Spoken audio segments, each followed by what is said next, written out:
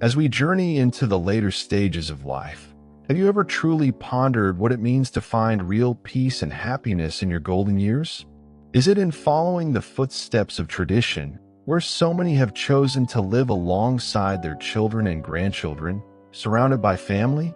Or does fulfillment come from walking a different path, one where independence, freedom, and a life shaped by your own decisions continue to guide you? These are the reflections that stir deep within as we age, raising questions that speak to the heart of what it means to live with purpose. The stories ahead offer fresh, meaningful perspectives that aren't just meant to be heard but felt, each one inviting you to think about where your own peace and happiness may lie as you grow older. Will it be in the familiar embrace of family, or in the strength that comes from forging a life that remains uniquely your own? Let's take a moment to explore these ideas together. The lessons woven into these stories don't just offer answers. They spark thought, ignite emotion, and open the door to discovering something personal within ourselves. Maybe you'll find that peace and happiness don't look like what you once thought, or perhaps you'll realize that they've been waiting for you in the simplest of moments. Whether you lean toward the security of family or the boldness of independence, these reflections are here to encourage you to think deeply about what truly matters as you navigate this phase of life. So let's listen with open hearts, reflect with curiosity, and allow these stories to guide us toward finding our own path to peace, joy, and fulfillment. This isn't just a journey through stories, it's a journey within yourself. And it's here, in this exploration, that you may discover something truly transformative about the life still waiting to be lived. Let us tell you a story, one that might resonate with you if you've ever thought about what it would be like to live with your children when you're older. It's a story that, on the surface, starts with a family's deep love and close bond. But beneath that bond, there are layers of expectation, tradition, and inevitable changes that come with time. So listen closely, because this story might help you see something you haven't considered before, something about how life, relationships, and even love can take unexpected turns. There was once a family with two sons, and their parents had always imagined that when they reached their later years, they would live with one of them. It wasn't a mere hope, it was a vision they had carried for many years. For these parents, living with one of their sons wasn't just about convenience. It was about preserving the family closeness they had always cherished. They assumed that one of their children would naturally take them in, and together they would live under one roof as a united family. They weren't alone in thinking this. Many parents have this same dream, believing that as they age, the best place for them is with their children. Now, in this story, the younger of the two sons was the one who felt most responsible for fulfilling this vision. His older brother had carved out a life of his own, but the younger one, well, he understood that his choices would eventually have to include more than just what was best for him.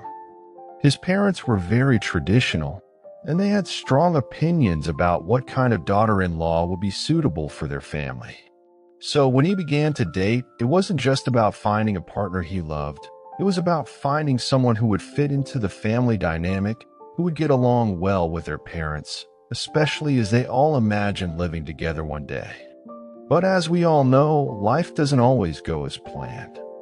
Time after time, his relationships would end, and not because of any issue between him and the women he dated, but because his parents didn't approve.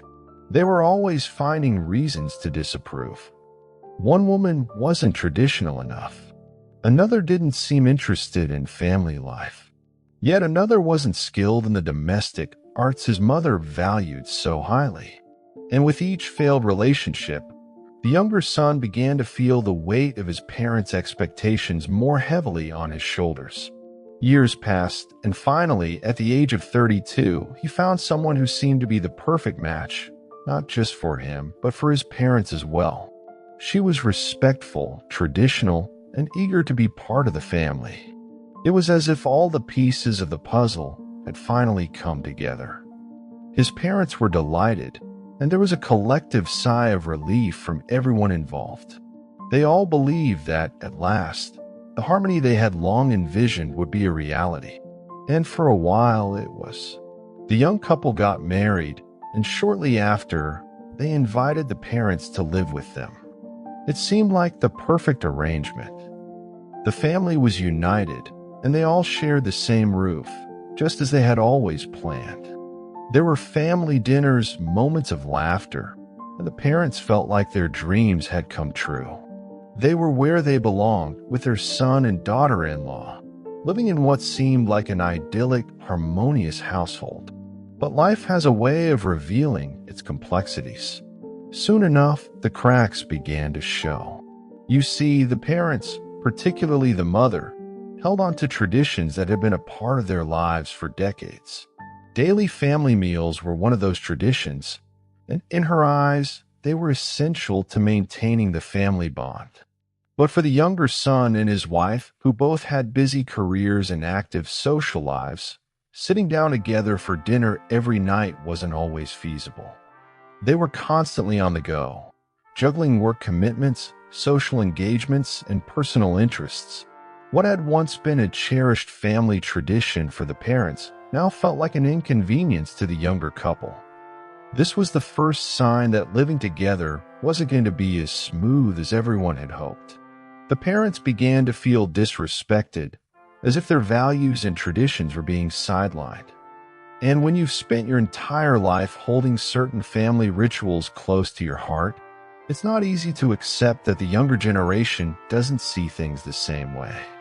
Resentment began to creep into the household, not because anyone stopped loving each other, but because the gap between generations was making itself painfully clear. Things took a turn for the worse when the younger couple had their first child. This should have been a time of celebration, a new chapter for the family. But instead, it became a source of conflict. The mother, who had raised her own children using traditional methods, was eager to help.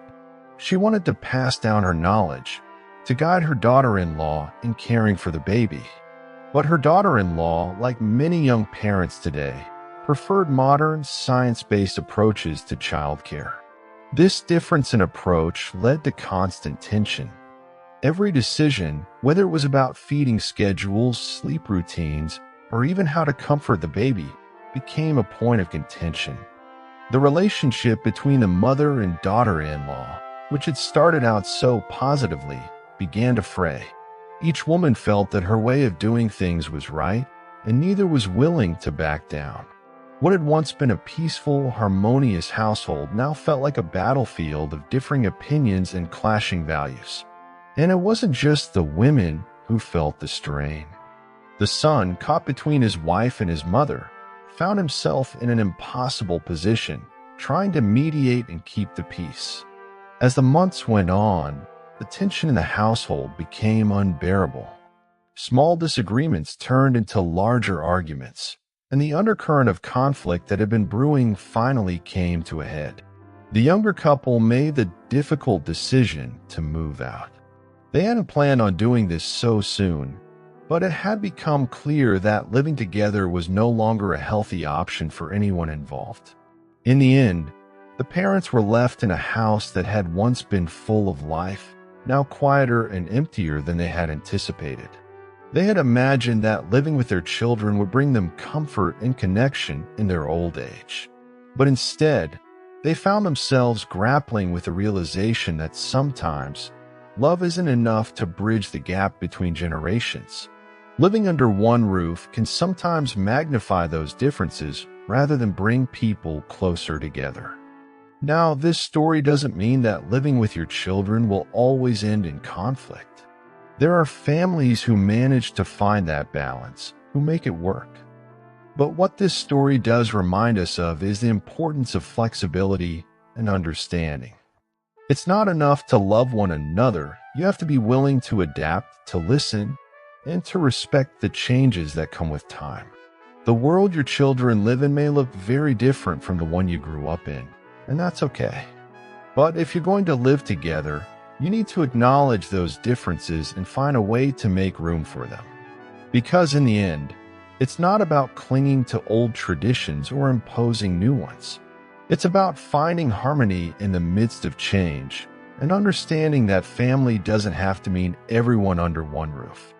Family is about connection, about love, and about respecting each other's journeys, no matter where those journeys may lead. We're going to tell you a real story about our friends, and by the end, you might understand just how challenging it could be to live with your children as you grow older. Let's take David and Emily, a couple in their 70s, who had always dreamed of growing old surrounded by family. Like many parents, they believed the comfort of having their children and grandchildren nearby would make their later years more joyful. The idea of waking up to the sound of laughter, sharing meals, and watching their grandchildren grow was something they had held on to for years. David, a retired engineer, and Emily, a former teacher, had spent their lives building a solid foundation for their children. When their daughter Anna invited them to move in with her and her teenage sons, it seemed like the perfect arrangement. David and Emily thought this was exactly what they had been waiting for, a chance to be closer to their family, to feel connected, and to have support as they aged. And in the beginning, everything seemed perfect. For the first few months, the house was filled with life. Every morning, David would sit at the kitchen table, enjoying the company of his grandsons as they rushed around getting ready for school. Emily, ever the nurturer, loved preparing meals and helping out around the house. Anna seemed happy to have her parents close, and her boys enjoyed the stories their grandfather shared about his younger days.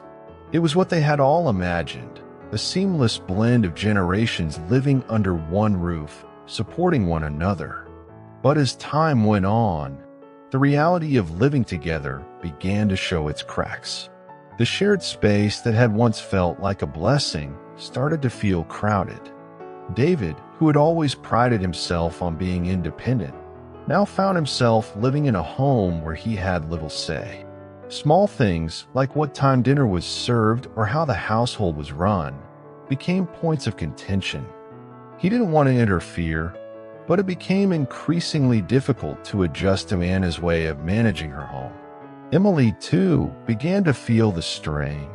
Though she loved being close to her daughter and grandchildren, she found herself missing the control she once had over her own home. In Anna's house, Emily was no longer the one in charge, and she struggled to find her place in this new dynamic.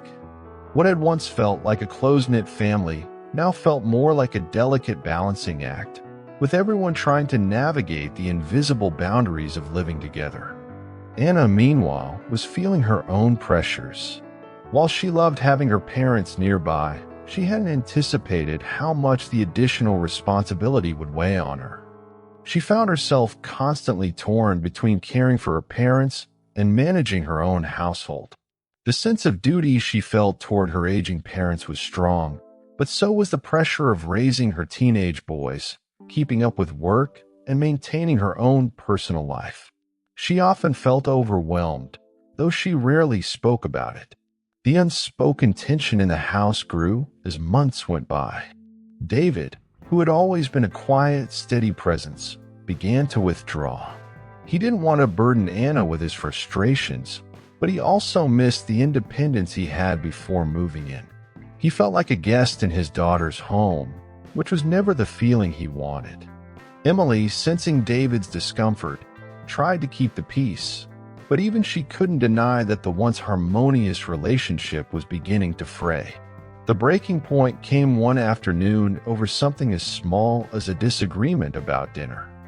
David wanted to eat earlier, as he and Emily had always done, while Anna preferred a later dinner to accommodate her boys' schedules.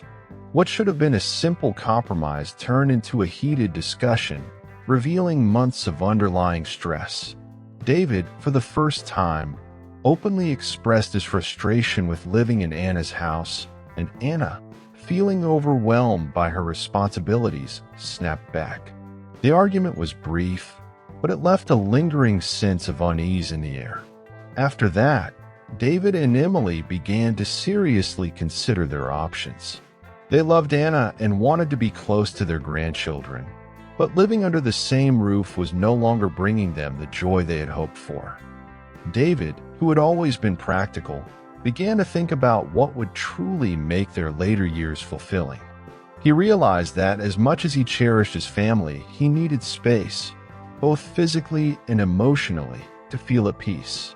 Emily, though heartbroken at the thought of leaving Anna's home, knew that David was right. She had noticed the strain on their relationship, and as much as she wanted to be there for her daughter, she also wanted to preserve the bond they had before it was damaged further.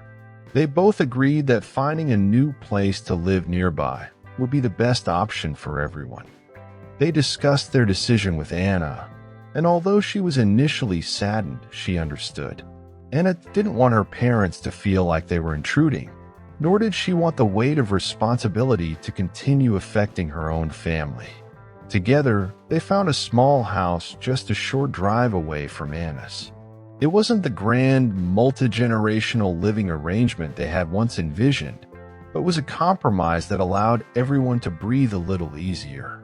In their new home, David and Emily regained the independence they had been missing. They could structure their days as they pleased, enjoy their quiet moments together, and still be close enough to visit Anna and the boys regularly. The relationship with their daughter improved almost immediately. The space between them allowed for more meaningful visits, and without the daily stress of living together, the love they shared felt renewed. Every weekend, David and Emily would go to Anna's for dinner, much like the family gatherings they had always dreamed of. But now, they could go home afterward, to their own space, where they could reflect on the day and enjoy the peace and quiet of their new life. They had found a balance that worked for them, one that allowed them to stay connected without feeling overwhelmed. The lesson David and Emily learned was that living with family in old age is not always as simple as it seems. While the idea of being close to children and grandchildren is comforting, the reality of sharing space can sometimes strain even the strongest relationships. For them, finding a balance between closeness and independence was the key to maintaining the family bonds they valued so much. Their story is a reminder that everyone's needs are different, and there is no one-size-fits-all solution when it comes to aging and family. Some, like Mr. Q, may find joy in living with multiple generations under one roof. But for others, like David and Emily, a little distance can make all the difference in preserving the love and connection that family brings. In the end, it's about finding what brings peace to each individual, and sometimes that peace comes from having your own space to call home. Now, let's consider finding comfort in independence. Independence in our later years isn't just about physical space. It's about preserving our sense of self, maintaining control over our lives, and ensuring that we live in a way that brings us peace and fulfillment. Take Victor and Jean, for example. They're parents of 2 adult sons, yet they surprised many when they chose not to live with either of them. Both of their sons live and work in the same city, but when it came time for each to marry, Victor and Jean gently encouraged them to build their own homes, knowing the value of personal space. Jean, having once been a daughter-in-law herself, understood the complexities that arise when multiple generations live under the same roof. 3 years ago, when their younger son Louis got married but hadn't saved enough to buy his own place, he asked to stay with his parents temporarily. Jean agreed, but with a clear condition: 3 months. If you haven't found a place by then, you'll need to rent. It wasn't about being harsh. It was about foreseeing the potential challenges. Different generations have different rhythms of life, and too much time spent under the same roof can lead to conflict, no matter how much love there is. Louis eventually found an apartment next to his parent home, and now both sons live nearby. On weekends, they all gather at Victor and Jean's house, sharing meals and laughter. But during the week, everyone lives their own lives. When asked if they might consider moving in with their sons as they age, Jean was firm. "We plan to sell this large house and move into a smaller apartment. The rest of the money will support our retirement. If we become frail, we'll hire help or consider a senior living community. We won't burden our children. Now let's look at Louisa. Louisa also chose independence. Her two adult sons often encourage her to leave her family home and move in with them, especially now that she lives alone. Yet Louisa remains firm. She loves her countryside life, where she knows her neighbors and enjoys a slower pace. I have my friends here, and I enjoy the freedom, she says. Louisa notices when she visits her sons in the city, the routine is different. They leave early, come home late, and spend their time glued to screens. She doesn't want to be just another person behind a door. City life is too rushed for me, she says. Let them live their lives, and I'll live mine. Louisa has made her peace with the fact that if she falls ill, her sons won't be able to provide the constant care she might need. I'll hire help when necessary, and my sons can visit occasionally. That's enough for me. Both of these stories highlight something important. Independence in old age doesn't mean isolation. It means choosing a lifestyle that works for you and your loved ones. Victor, Jean, and Louisa have all chosen to maintain their independence, not as a way to distance themselves from their children, but to allow each generation to thrive in their own space. This shift toward independent living in old age is becoming more common. Many seniors, like Victor and Jean, prepare early for this phase of life. They understand that maintaining control over their own lives, whether that means choosing where to live, how to spend their days, or deciding on future care, can lead to a happier, healthier old age. Living independently doesn't mean cutting ties with family. In fact, it often strengthens those relationships because it allows both parents and children to enjoy time together without the friction that can come from living under the same roof. What's also key here is that this independence fosters dignity. By making plans early, these seniors avoid placing the burden of care on their children. It's not that their children wouldn't be willing to help, but Victor and Jean, and Louisa too, don't want to feel dependent. They know their children have their own lives, and they want to respect that. Think about Louis. He loves his parents dearly, but he also values the life he's building with his wife. By living next to his parents rather than with them, he maintains his autonomy while still being close enough to help when needed. This balance of independence and connection is something Victor and Jean planned for all along. And there's another layer to this. When parents choose to live independently, they give their children the freedom to grow into their own lives fully.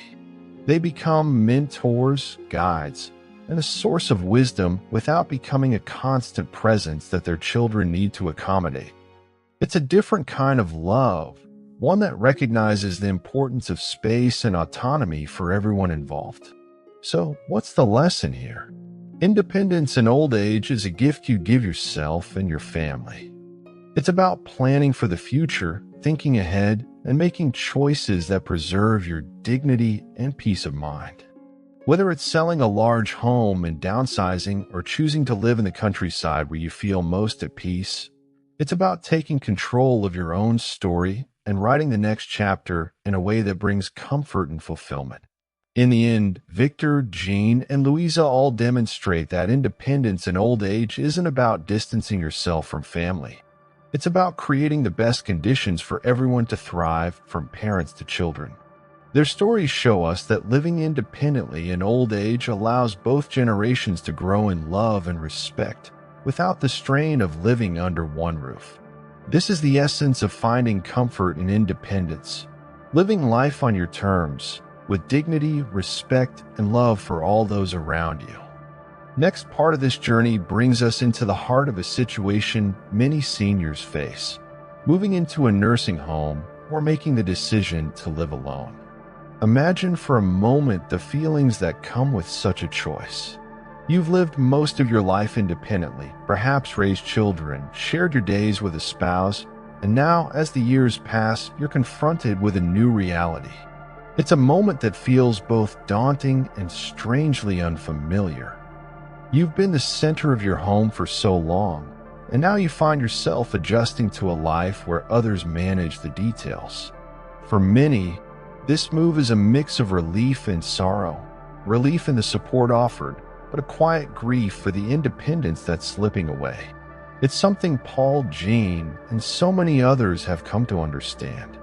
Paul's story begins after the loss of his wife, the person he had shared his entire world with.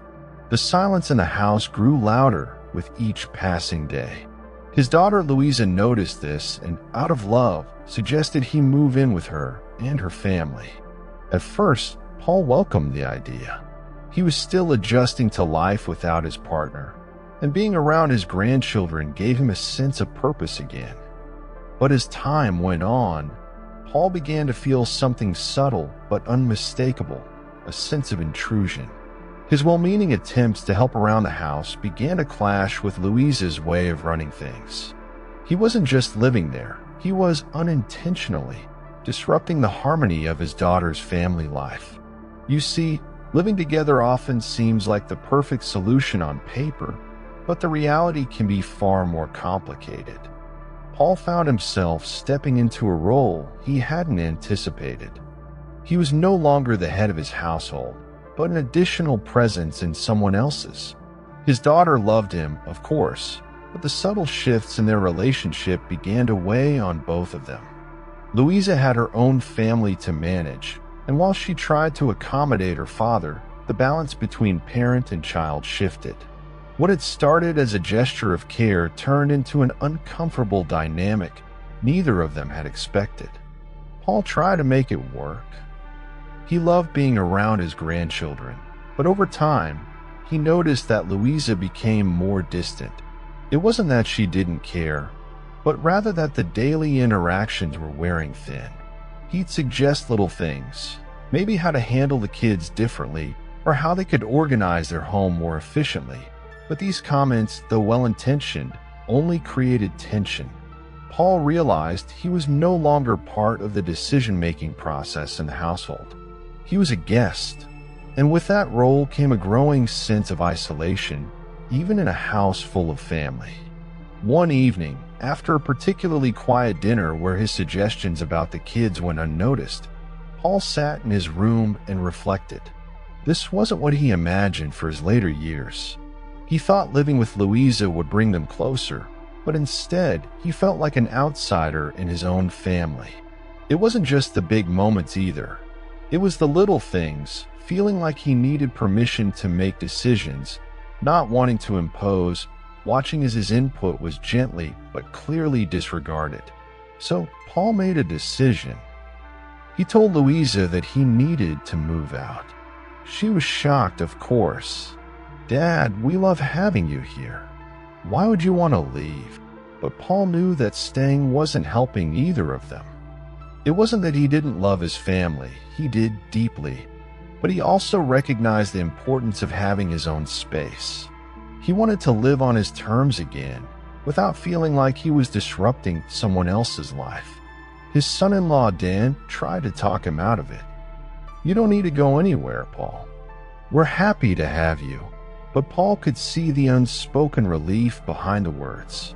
He wasn't blind to the fact that his presence had changed the dynamics in the household. He assured Dan and Louisa, "This isn't about you. I need to do this for me." With that, Paul moved into a small apartment nearby, and though it was quiet at first, it didn't take long for him to find his rhythm again. Living alone brought Paul a sense of peace he hadn't felt in years. He could finally wake up in the morning without worrying if he was in anyone's way. He could make his own choices, go for walks when he wanted, eat when he pleased, and he found joy in the little things, visiting the park, reconnecting with old friends, joining a community chess club. Life wasn't as lonely as he'd feared. In fact, it was filled with a kind of freedom he hadn't experienced in a long time. Jean's experience was strikingly similar. After her husband passed, she too moved in with her daughter, Louisa. At first, it seemed like the perfect solution. She could help take care of her grandkids, and in return, she would have the comfort of family around her. But as time went on, Jean found herself in a similar situation as Paul. Her daughter had her way of doing things, and though Jean had her own methods, they weren't always welcome. Little by little, Jean felt more like a guest and less like part of the family. Jean had never anticipated feeling this way. She had always imagined that living with family would be a comfort in her later years. But the truth was, it became a burden. Not just for her, but for Louisa and her family too. So, like Paul, Jean made the difficult decision to move out. It wasn't an easy choice, but it was the right one. She needed to rediscover herself, to live a life that was hers again. After moving into her own place, Jean found that her days were no longer filled with the tensions and small conflicts that had come from living with her daughter. She rediscovered her love for gardening, started knitting again, and even joined a book club in the neighborhood. Life became simpler, quieter, and in that simplicity, she found joy. Paul and Jean's stories remind us that, as we age, independence becomes one of the most valuable things we can preserve. Living with family might seem like the best option at first, but for many, it can lead to feelings of dependency, tension, and even isolation. There's a kind of freedom that comes with having your own space, with making your own decisions, and with living life on your terms. It's not about being alone. It's about living with dignity and peace.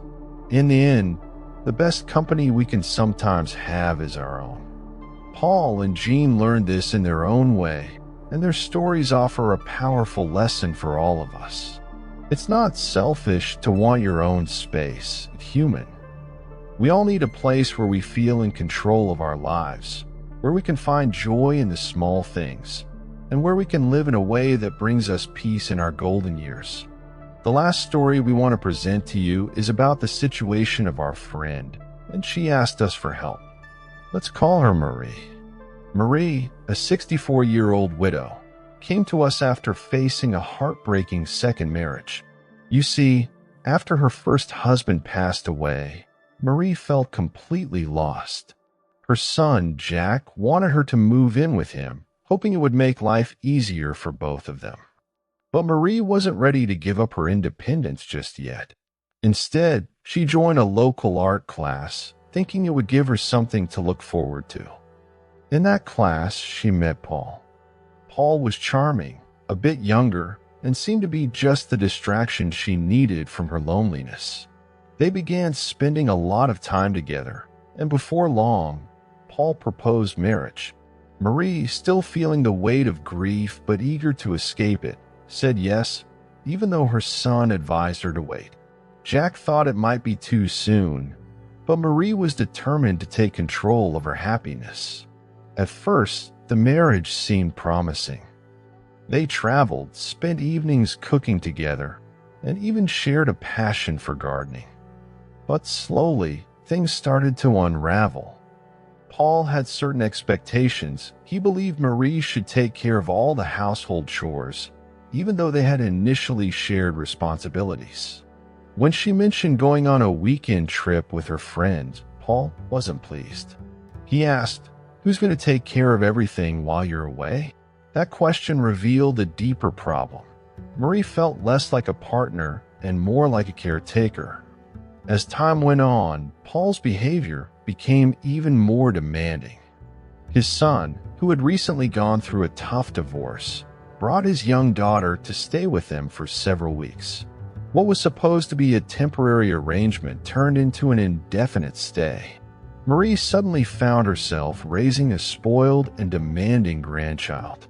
The burden became overwhelming. The freedom and companionship she had hoped for were quickly replaced with stress and resentment. One evening, after a particularly difficult argument, Marie realized something had to change. She sat in her living room, staring at the walls, feeling trapped. This wasn't the life she had imagined. She had lost her first husband, but she had never imagined losing herself in her second marriage. It was then that she made the difficult decision to leave Paul. She filed for divorce, and though it wasn't easy, Marie felt a sense of relief.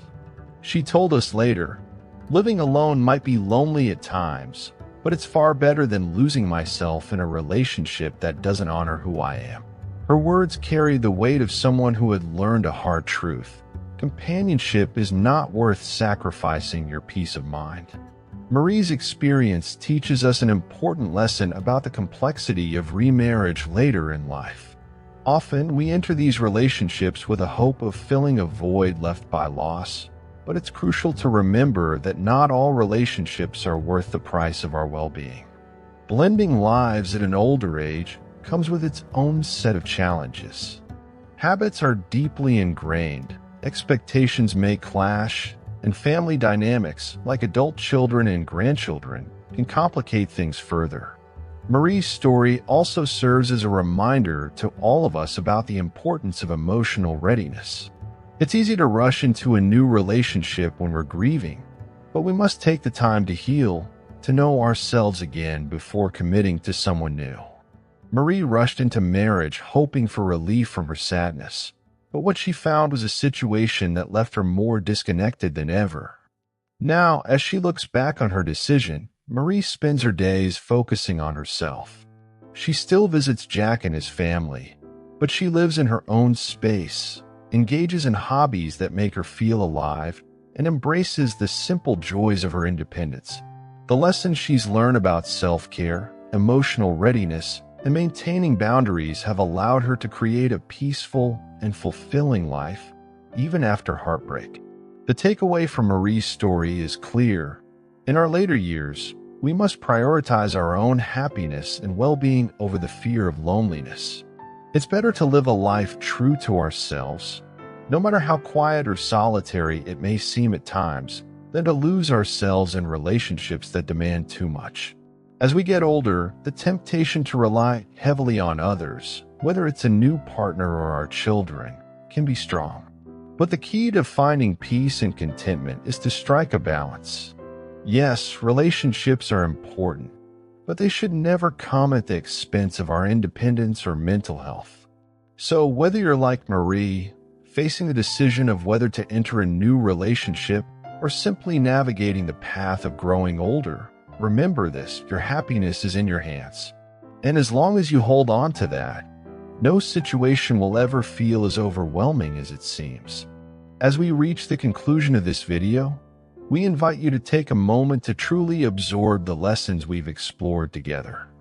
These are not just abstract ideas or isolated experiences. They are real-life reflections that touch on something profoundly universal: the importance of maintaining our independence, emotional well-being, and personal fulfillment as we navigate the later stages of life.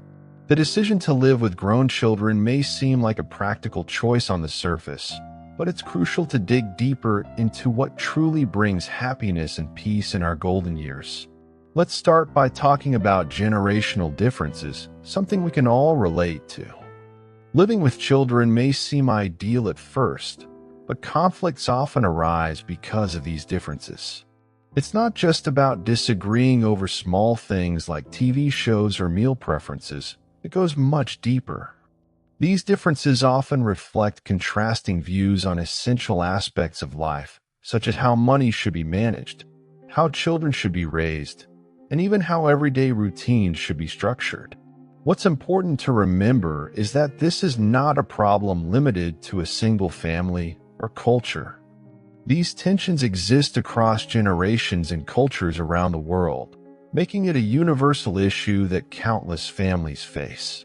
Living under the same roof with grown children can sometimes feel like navigating two separate worlds, each with its own ideas, habits, and values, and these clashes can create emotional strain for everyone involved.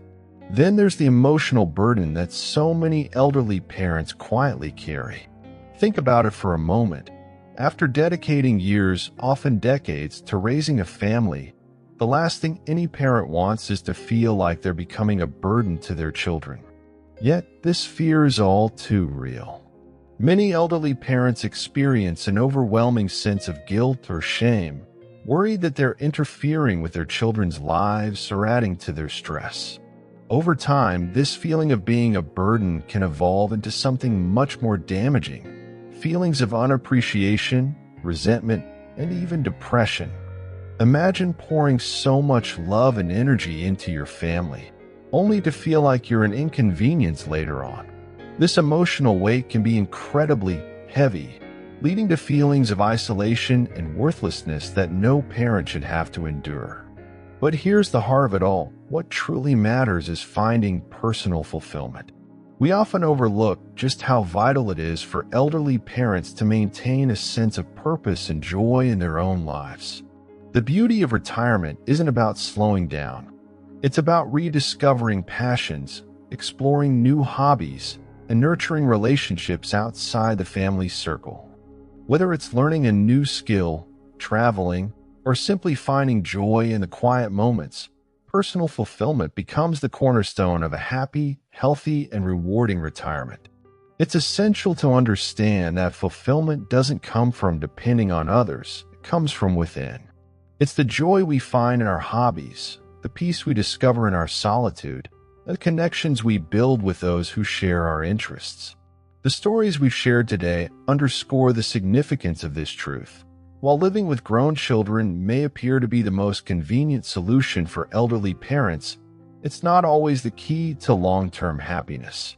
In fact, many seniors find that maintaining their independence leads to a more dignified, peaceful, and fulfilling life. Autonomy allows elderly parents to retain their sense of identity, to live life on their own terms, and to embrace each day with a renewed sense of purpose. Whether it's staying socially active, pursuing personal interests, or simply enjoying the freedom to make their own decisions, independence can be empowering. What we want to emphasize here is that growing older does not mean giving up control of your life. It's about continuing to explore, to grow, and to find meaning in your own journey. Encouraging seniors to carve out their own path, to embrace their autonomy, and to engage in the activities that bring them joy leads to a more satisfying and fulfilling retirement. This message transcends cultures and borders because the desire for dignity, happiness, and fulfillment in our later years is a universal one. So, as we wrap up this discussion, we encourage you to reflect on your own situation or the situation of the elderly parents in your life. Independence doesn't have to mean isolation. It's about striking a balance between maintaining close relationships with loved ones and preserving your own sense of self. It's about making choices that protect your emotional well-being while still allowing you to nurture connections with those around you. Encourage the elderly parents in your life to seek out hobbies, to stay engaged in their communities, and to pursue their own interests. Because the truth is, happiness and fulfillment in retirement are not just about where you live, but about how you live. Before we sign off, we want to sincerely thank you for taking the time to be part of this conversation today. If this video resonated with you, if it sparked new thoughts or gave you insight into your own life, we'd love for you to support our channel by liking this video. It helps us reach more people who could benefit from these discussions. And don't stop there. Share this video with your friends, family, and anyone else who might find it valuable. Let's spread this message far and wide so more people can make informed decisions about their lives and their futures. Finally, don't forget to subscribe to our channel for more helpful content that's designed to enhance your life. We're committed to bringing you thoughtful, meaningful discussions that tackle the real issues we all face as we age. So hit that subscribe button and join us on this journey towards a happier, healthier, and more fulfilling life. Thank you for watching, and we can't wait to bring you more content that makes a difference.